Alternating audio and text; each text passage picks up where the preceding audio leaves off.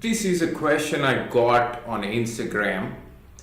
I am 47-year-old. I have everything in life, but I feel there is a vacuum inside me. I feel really lonely. What should I do? So I'm going to answer this question today. So I'll tell you what is loneliness. I will tell you why we feel lonely, the reasons behind that, and I will be giving you 5 simple techniques which we can start utilizing to feel less lonely. So stay tuned.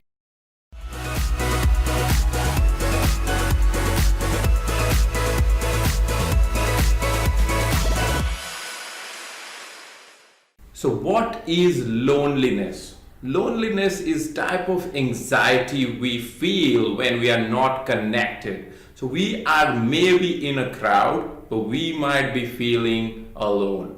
So loneliness can lead you to depression. Loneliness is mainly when we feel that there is no one around us to listen to us, or we don't have meaningful relationships. So there are 6 reasons why we feel lonely. So the first one is we don't have meaningful life. So what we mean by that is we do a lot of things in life. We have a house, we run marathons, we eat healthy food, we raise kids. They create happiness, but it's not meaningful. There is no purpose in life. So there is a great psychiatrist and Holocaust survivor Viktor Frankl. He said, life is never made unbearable by circumstances, but only by lack of meaning and purpose. So there was a study done, which is a multi-nation study, and the researchers found that people in wealthier country, they are happier, but they don't have a meaningful life, or they don't have good connection or bond in their community. So one of the first reason is not having a purpose or meaningful life, and that creates loneliness. The second one would be quality over quantity. So basically we have a lot of people in our contact list, on our Facebook friends, on Instagram and all the social media, but we don't have good quality meaningful connection where we can share our joys and pains properly. So that is a big issue in today's hyperly connected but lonely world. So try to have lesser friends but quality friends.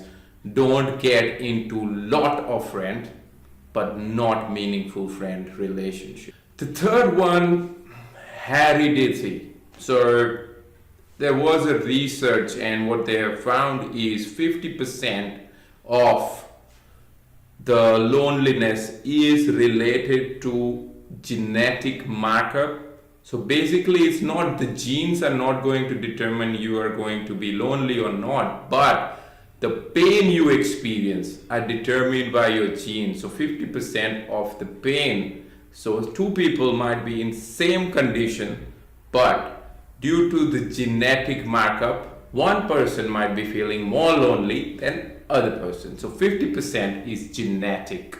The fourth one is environment. So if you have moved to a new location, or if you have moved to a new country, or there has been a new job, people do miss the old connections, and because of the new environment, there are a lot of people initially feels they are lonely. Circumstances. The circumstances of losing someone, or going through a breakup, or going through a divorce, that creates intense loneliness or intense vacuum or emptiness in anyone. So there could be circumstances which can trigger loneliness. Your thoughts and attitude. So the way you see yourself determines how you feel about life. So what you talk within yourself or within your mind creates lot of loneliness. So people who has this tendency of overthinking, they do feel lot of loneliness, they do feel depressive symptoms as well. So your thoughts and attitudes play a key role in loneliness. So one technique I would recommend, a simple one, is write down all your thoughts and feelings at the end of the day and see what you're getting. Are you getting a lot of unhelpful thoughts? And if you are getting that, then you might need to look at the next section where I am going to tell you 5 simple techniques which is going to avoid loneliness. So loneliness, how can I feel better? Loneliness is not a condition which you cannot change. So if we put effort, we are able to change conditions of loneliness and hopelessness, right?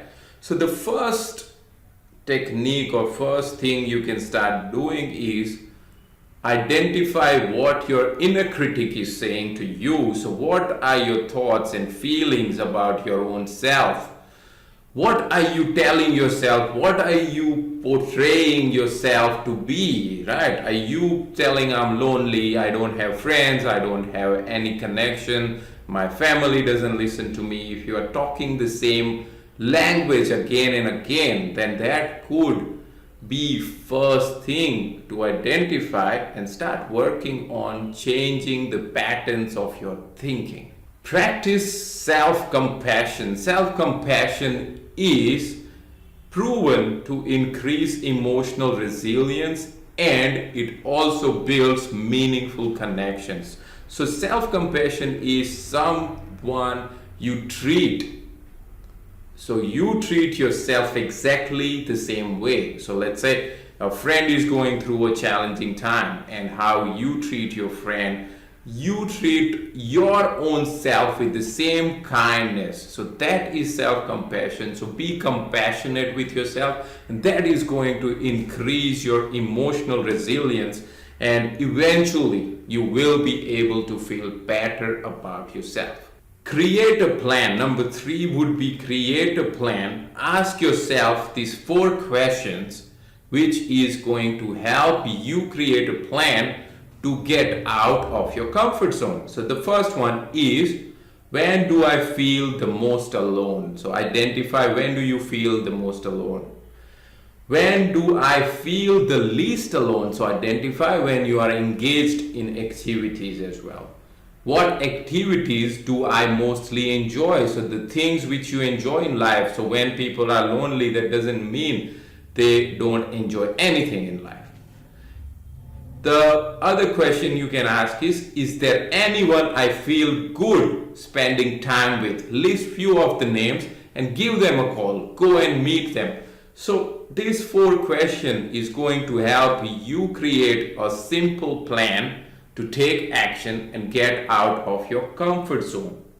Number 4 is practice generosity. So what this means to you would be is, when we give volunteering work or we give charitable actions, what happens is we feel good about ourselves. So helping others does make us feel little bit maybe superior or connected. Go for a volunteer work where you might find like-minded people, and you will be able to help people as well, and you will create some meaningful connections. So doing work of generosity is one of the proven ways to help you get out of loneliness. Number 5 is take a test. So what I mean by taking a test is there are a lot of psychometric assessments. So a lot of times when I work with people, they overestimate or underestimate themselves, and because of that they cannot do the actions which they desire. So they don't know what are their strengths and weaknesses. So there is a very good career and character strength assessment which I do, and which gives you a full report of where you are strong at and which strengths which you can improve on, and step by step guidance. So identifying who you are is one of the great benefit to be able to get connected with people.